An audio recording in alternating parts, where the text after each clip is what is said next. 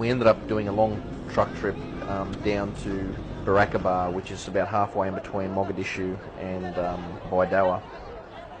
And we're taking a whole heap of food down sorghum to distribute between 2 or 3 villages very close together. We had one of the ADF photographers along that day as well, and the OC made us very aware that this was a big deal, and the eyes were very much on us that day. There was a lot of dramas on the ground. There was a few village elders that had arguments between each other, obviously distributing the food out amongst X amount of people. I want him by himself, please. About 3/4 of the way through the day, it was obvious there wasn't enough food to go around, and we actually ended up with a big food riot that day, which was very bizarre.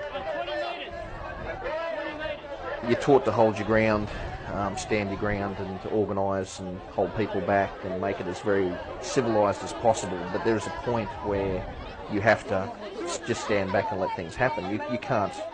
When you've got a woman in front of you who's obviously getting very distressed that she isn't going to get the food for her family for X amount of days or the next week, and it becomes physical, and she's literally trying to climb over the top of you to get to the food, you can't butt stroke her, you can't throw her out of the way, you just have to let things happen.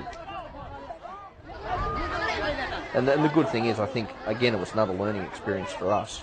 The book says you will use whatever physical force you need to do to keep these people back. But the reality is, we weren't there to beat up women. We weren't there to do anything like that. And it was good to see that everybody to a man came up with that same conclusion at the same point. The boss didn't have to give any orders. Basically, it was, we just have to let these people through.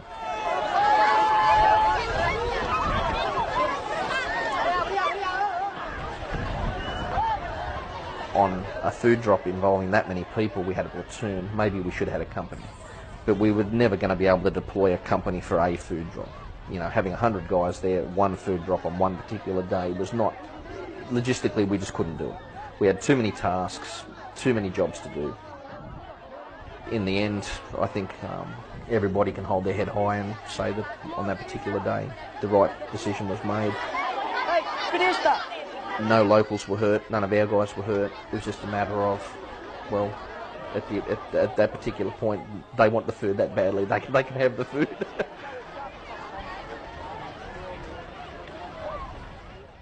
The next time we went out, the next food drop was smaller amounts of people, but we definitely were more organised. We got organised quicker with our basically driving star pickets into the ground and actually wiring off certain areas and channeling people a bit better. It all came down to the care agencies that were organising the food drops. We just organised them better, have the people set up on the ground before we get there, talk to these village elders. It's been getting on. It's the organisation's a lot better now. They're sort of not as hungry as what they were before.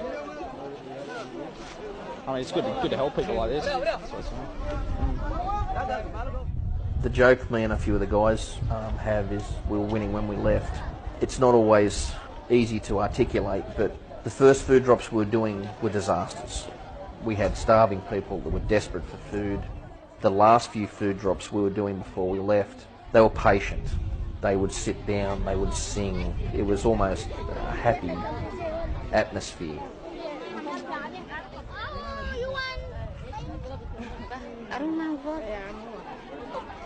Psychologically, it was good for us because we could leave knowing that at least that part of the mission was successful.